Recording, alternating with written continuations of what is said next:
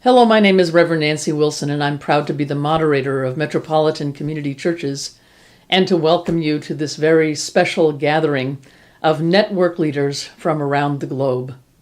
I want to say, first of all, how proud I am of you and grateful for your service, whether you've been a network leader from early on in our program or whether you're just joining us at this meeting and are a brand new network leader. I believe that our networks are really, in some sense, the glue that will hold MCC together and will really help us live up to our visions, especially in our strategic plan.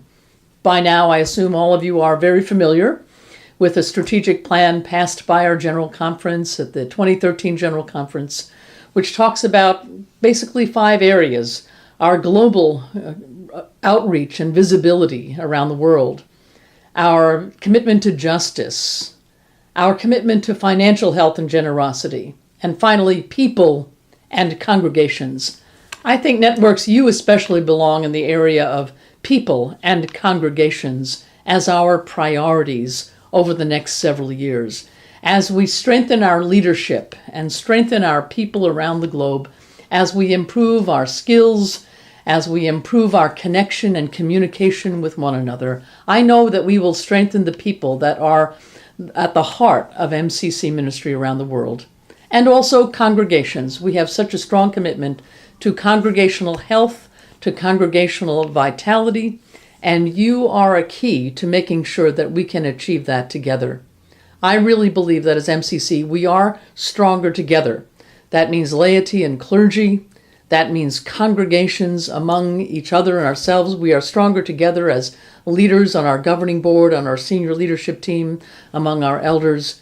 And I believe that networks are so key to strengthening the bonds that bring us together. When I was a kid, I grew up in a neighborhood in New York. It was the Block.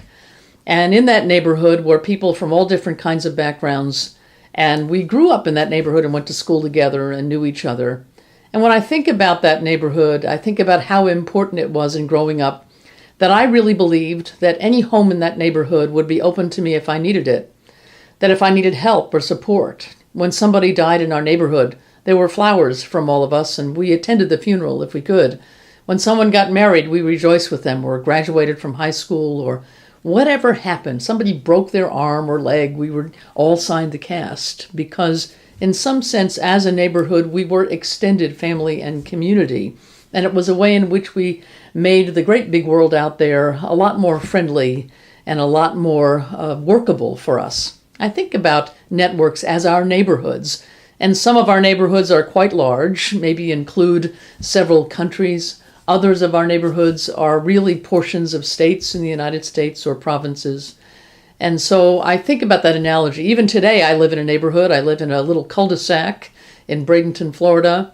And, when we lost our lawn person, our yard person, and our grass got a little long, our neighbor Jeff, who's a devout Catholic and goes to Mass every morning, mowed our lawn without our asking. And we were so grateful to him. And, we sent him a little package at Christmas time thanking him. And then his wife sent over a jar of pickles. And so now we have the jar of pickles and they have the Harry and David. And we were able to have our lawn mowed in a time when we just weren't able to get to it. And I think about the neighbors that next door, when our neighbor died, that his daughter came down and we decided to build a fence together and to both pay for it, portions of it, because it would serve us both on both sides of our yard. And I think about our neighborhoods like that too as churches. It's so important when churches acknowledge each other's celebrations, when churches acknowledge each other's losses or struggles, when we can be there for each other, as simple as coming to a concert or an installation or a funeral or some great event that's happening together that we're doing for social justice, perhaps, or marriage equality, wherever we are in the world. Or that if we can't be there physically, that somehow we are in communication with each other. And I believe the network provides that very close to the ground, that very near sense that we have MCC neighbors wherever we are, who love us and care about us and who want us to succeed, and that we can do great things together and for each other. I know by now many of your networks have great stories about that, about how the network has worked, how it has provided connection and relationship and encouragement to lay leaders and to clergy and to congregations. And I think we need to continue to build that sense of momentum about how networks can continue to be that for one another. The other thing, of course, is that you are a way in which we can deliver services and resources to our churches in an efficient and an excellent way.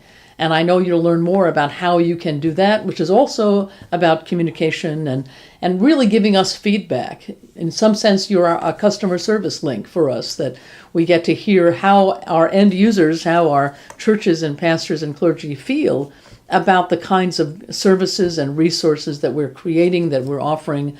Are they working? And how can we make them accessible to people where you are, in your language, in your culture, in your country, in your region of the world or place? I'm thankful for the excellent response we've had to people stepping up to become network leaders. And I'm thankful for your creativity, for the innovation that you will share.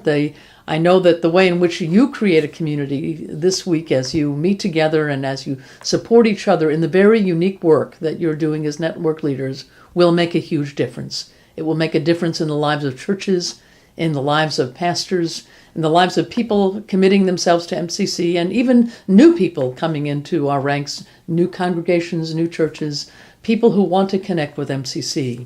I hope that as networks, you also reach out and connect with people who are chaplains who are in your networks, who sometimes are an underutilized resource. I've heard from them lately and met many of them, and they're anxious to be very connected to what you do as a network so that they can feel that they're giving of their services. I also met with the young adults at the young adult gathering recently, and they mentioned that they would love to be invited to do workshops at network gatherings, to be invited to work in your network teams.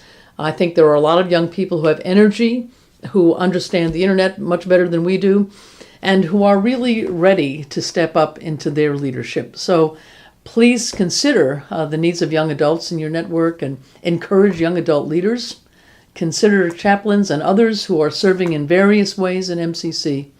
And thank you again for your tremendous service. I know that you'll have a wonderful program this week as you gather together, as you learn and get to know one another and grow and improve this program even more for the coming year. God bless you, and thank you for your service to Metropolitan Community Churches, our people, and our congregations. God bless you.